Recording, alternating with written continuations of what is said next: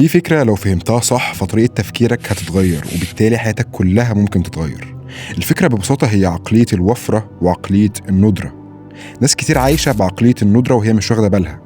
بس يعني ايه عقلية الندرة؟ يعني ببساطة انك تبقى شايف ان كل حاجة في الدنيا محدودة.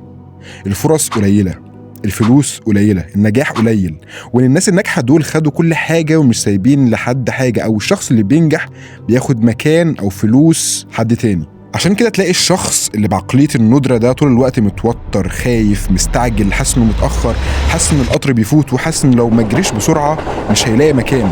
وعشان كده برضو لما بيشوف حد نجح بدل ما يتبسط ان الشخص ده نجح بيتضايق. ولما يشوف حد بدأ مشروع بيقولك ان السوق بقى زحمة، ولما يشوف حد فتح قناة يوتيوب مثلا هيقول ان المجال ده اتحرق. لما يشوف حد بقى مشهور هيقولك اصل محظوظ. كل الجمل دي طالعة من عقلية اسمها عقلية الندرة. عقلية شايفة ان الدنيا كلها كأنها كعكة صغيرة، ولو حد خد حتة كبيرة فيبقى مفيش حتة ليك، او لو حتى شخص خد حتة صغيرة من الكيكة دي فهو خد نصيب حد تاني.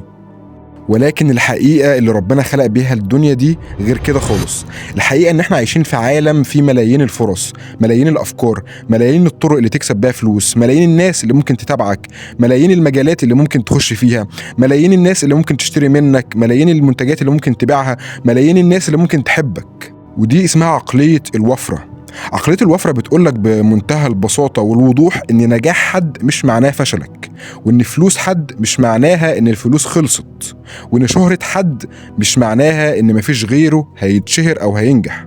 عقلية الوفرة بتخليك تبص لنجاح غيرك وتقول حلو، يبقى الموضوع ده ممكن. طالما في شخص نجح فالنجاح ممكن وانا عندي فرصة زيه. العقلية دي بتخليك تقول لنفسك ان لو في حد وصل لحاجة يبقى الطريق موجود، وانت كمان تقدر تاخد نفس الطريق وتوصل لأحلامك بنفس الأسلوب. أخطر حاجة في عقلية الندرة اللي احنا اتكلمنا عليها في البداية هي انها مش بس بتخليك تخسر، ولكن بتخليك ما تحاولش أصلا. بتخليك تأجل، بتخليك تقول لما الظروف تتحسن، لما أكون جاهز، لما يكون معايا فلوس، لما يكون عندي وقت.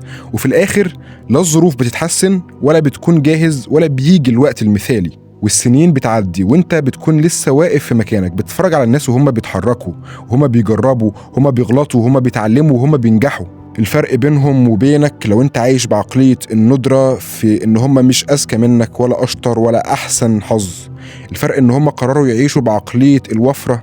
عقلية الوفرة اللي بتقول لهم ان الدنيا واسعة وان الرزق كتير وان خزائن ربنا من الرزق لا تنفد ابدا. الفرص موجودة والمكان موجود، بس لازم تقوم وتتحرك.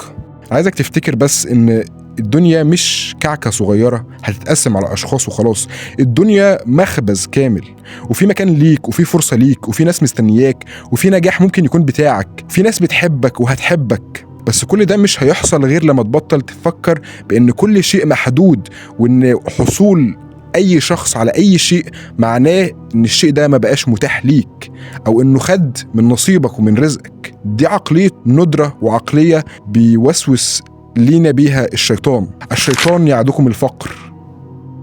فلازم تبعد عن الوسوسة دي، عن طريقة التفكير دي، لأنك بس لما تبطل تفكر بعقلية الندرة وتبدأ تعيش بعقلية الوفرة هتلاقي إن الاحتمالات اللي موجودة في الحياة غير محدودة، وإن الفرص غير محدودة، وإنك عندك القدرة على الوصول لأي شيء أنت بتتمناه، أو الوصول لأفضل نسخة من نفسك، أو الحصول على وظيفة أحلامك، على إنك تعمل المشروع بتاعك، إنك تنجح ماديا ونفسيا وروحانيا، وإنك تحصل على الأشخاص اللي يحبوك بجد.